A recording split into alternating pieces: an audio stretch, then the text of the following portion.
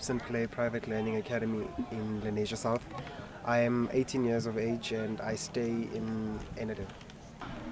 Democracy and freedom means that where one lives in a society where none is judged by the color of their skin, but rather by the work that we do together, living in the spirit of democracy, Ubuntu, Ujama and familyhood. Past 2 years of qualifying to the competition's national finals twice in a row and winning the competition provincially as well, coming out first. I've learned firstly on how to conduct oral interviews. I've learned about how people lived back in the apartheid era compared to now. The competition in a way empowered me to understand more about my history, to know where I come from, because I always believe that past plus present equals to the future.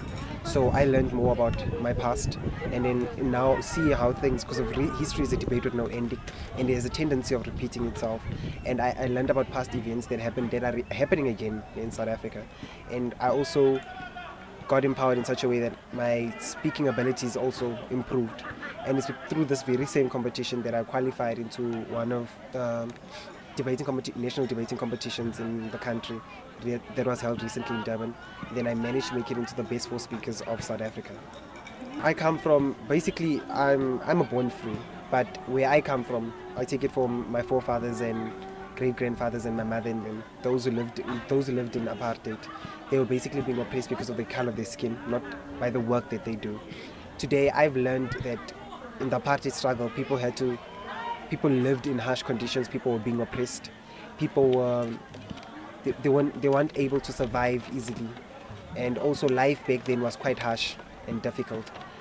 Compared to today, where I can go to a school of different races, I'm proud to say that I'm a head boy in a school that is not of an African race only, but a school that's multiracial.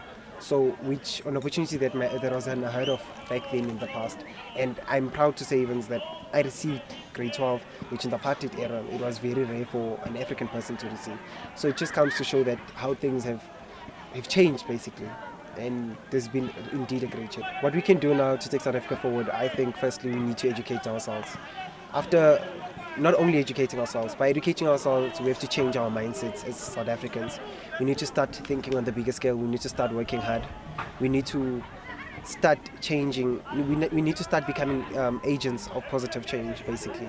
We need to be the change that we want to see in the people. We must stop depending on the government. We need to create opportunities for ourselves. We should not leave everything in the hands of the government, but we should also do everything ourselves as well.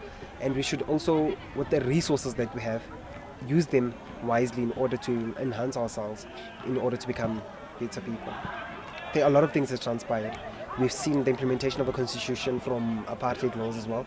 That on its own, the constitution, it's one of its worldwide acclaim, it's well renowned basically because of the great history it has and the amount of how it embraces human rights. And yes, indeed, it does tell our democracy does have our little democracy does have a great story to tell. But I don't think we've fully achieved our democracy. I think we're at the stage of political stability and economic stability as well.